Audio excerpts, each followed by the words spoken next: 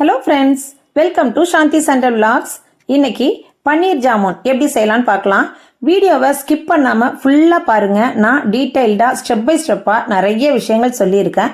So skip பண்ணாமல் ஃபுல்லாக பாருங்கள். நான் 1.5 லிட்டர் அளவுக்கு பால் எடுத்திருக்கேன். இப்போ பாலை காய்ச்சணுங்க. பால் நல்லா கொதி வரணும். பால் அடுப்பில் வச்சுருக்கேன். அதுக்கு இடையில ஒரு லெமன் புழிஞ்சு எடுத்துக்கிறேன். நான் 1.5 லிட்டர் பால் எடுத்திருக்கேன். அதனால் சின்ன எலுமிச்சம்பழமாக ஒரு எலுமிச்சம்பழம் பிழிஞ்சி கொஞ்சம் தண்ணி சேர்த்து மிக்ஸ் பண்ணி வச்சுக்கலாம். இது தேவைப்படும். இது அப்படியே இருக்கட்டும். ஏலக்காய் 4 ஏலக்காய் இடித்து வச்சுக்கிறேன். பால் காயறதுக்குள்ள இதெல்லாம் சைட் பை சைடு நம்ம செஞ்சு வச்சுக்கலாம். இப்போ பாலை பொங்க விடுங்க. பொங்கட்டும். என்ன பாத்திரம் நான் சின்ன பாத்திரமாக வச்சுட்டேன். ஸோ அதுக்கு அடுத்து நான் பெரிய பாத்திரத்தில் நான் மாற்றிக்கிட்டேன். பால் நல்லா பொங்கிடுச்சு. அடிப்பிடிக்காமல் கிளறி விட்டுக்கோங்க. இந்த டைமில் பொங்கின பிறகு லெமன் நம்ம பிழிஞ்சு வச்சுருக்கோம் இல்லையா, தண்ணி சேர்த்து அதில் பாதி சேர்த்து இதில் கலரலாம். நம்ம பாலை திரிய விட போகிறோம். பாதி அளவுக்கு மட்டும் சேர்த்தோம். இப்போ திரும்ப ஒரு பாதி அளவுக்கு நம்ம சேர்த்துக்கிறோம். ஒரே திரியாக சேர்க்காம 2 டைமாக அந்த எலுமிச்சம்பழ சாறை நம்ம இதில் சேர்த்துக்கிறோம். வீடியோவை ஸ்கிப் பண்ணாமல் ஃபுல்லாக பார்த்தீங்கன்னா நான் நிறைய விஷயங்கள் சொல்லியிருக்கிறது உங்களுக்கு நல்லா புரியும்.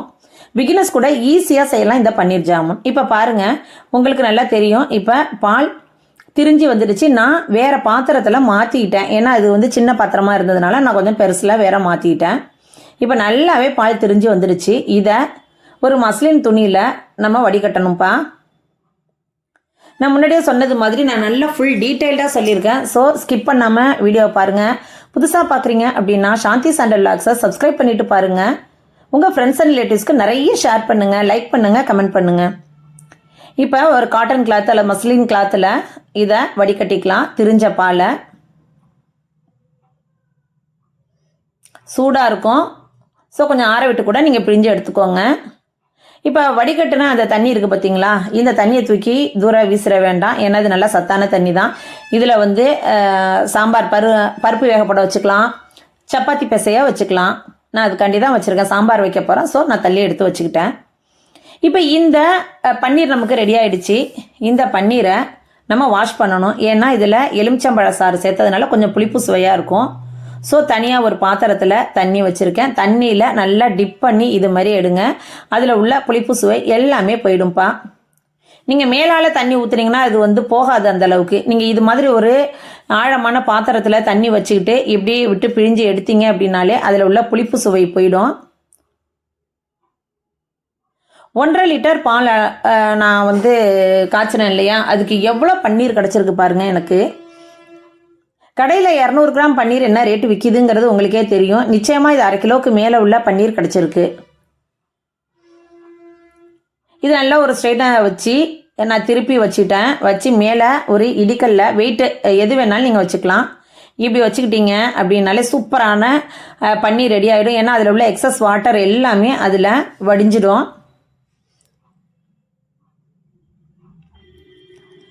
ஒரு 5 நிமிஷம் அப்படியே இருக்கட்டும். 5 நிமிஷம் ஆன பிறகு எடுத்து பார்த்தீங்க அப்படின்னாலே சூப்பரான நம்ம வீட்டிலையே தயார் பண்ணின பன்னீர் ரெடி ஆயிடுச்சு.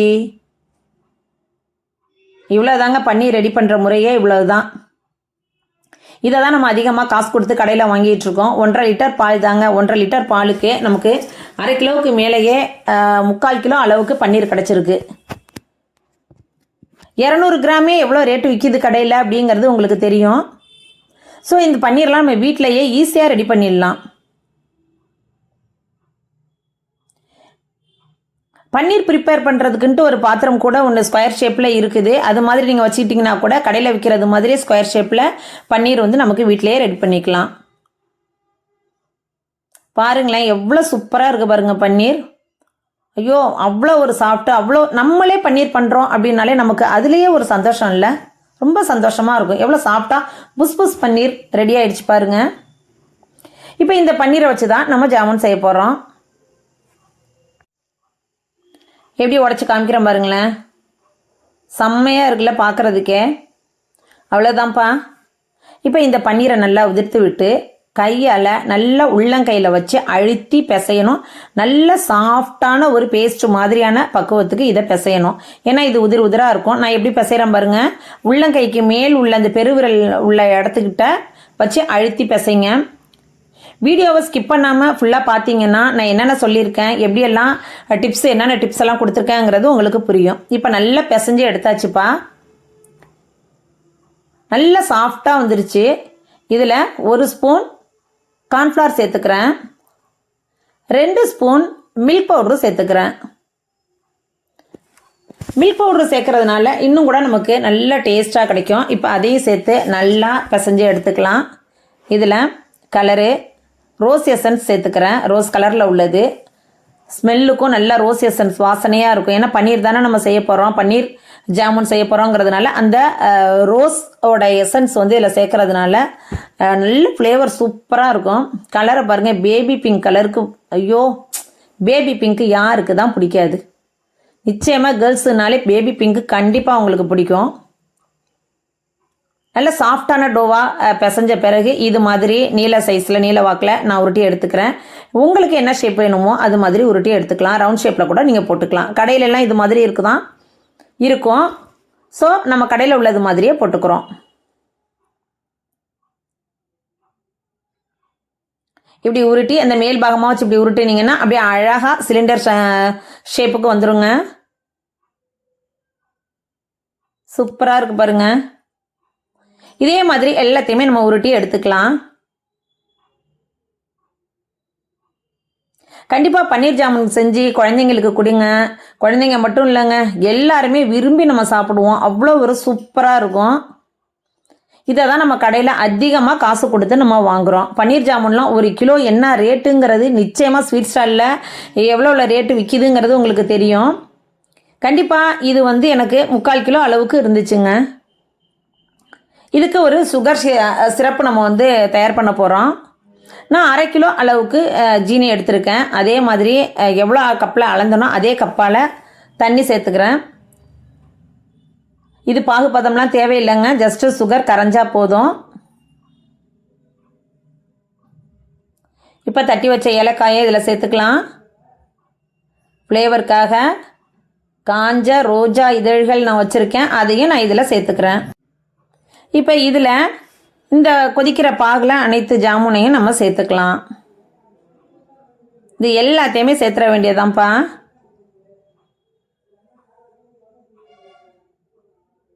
இப்போ நல்லா கொதிக்குது. இதை மூடி போட்டு நல்லா ஹை ஃப்ளேமில் ஒரு 10 நிமிஷம் வச்சுடுங்க. நல்லா வேகணும். ஸோ நல்லா கொதிச்சிட்ருக்கு பாருங்கள். நம்ம போட்ட சைஸ் அப்படியே டபுளாக இருக்குது பாருங்களேன். எவ்வளோ சூப்பராக ரெடி ஆகிருக்கு. கலரை பாருங்கள், பேபி பிங்க் எவ்வளோ அழகாக இருக்குது பாருங்கள். நல்ல லைட் கலராக இருக்குது. உங்களுக்கு கலர் இன்னும் தேவைப்பட்டால் கூட நீங்கள் இன்னும் போட்டுக்கலாம். இப்போ 10 நிமிஷம் ஆகி நம்ம இறக்கி வச்சுட்டோங்க. இதை மூடி போட்டு 10 நிமிஷம் வச்சுடுங்க, அப்படியே இருக்கட்டும். அடுத்த 10 நிமிஷத்துக்கு அப்புறம் இதை நம்ம சர்வ் பண்ணலாம். இதை இன்னும் ஃப்ரிட்ஜில் வச்சு சர்வ் பண்ணினீங்க அப்படின்னா நல்லா கூலிங்காக சூப்பராக இருக்குங்க. அவ்வளோதான்ப்பா, பன்னீர் ஜாமுன் ரெடி. மேலே டெக்கரேஷன் பண்ணுறேன். அதுக்காக திரும்பவும் காஞ்ச ரோஜா இதழ்களை நான் சேர்த்துக்கிறேன்.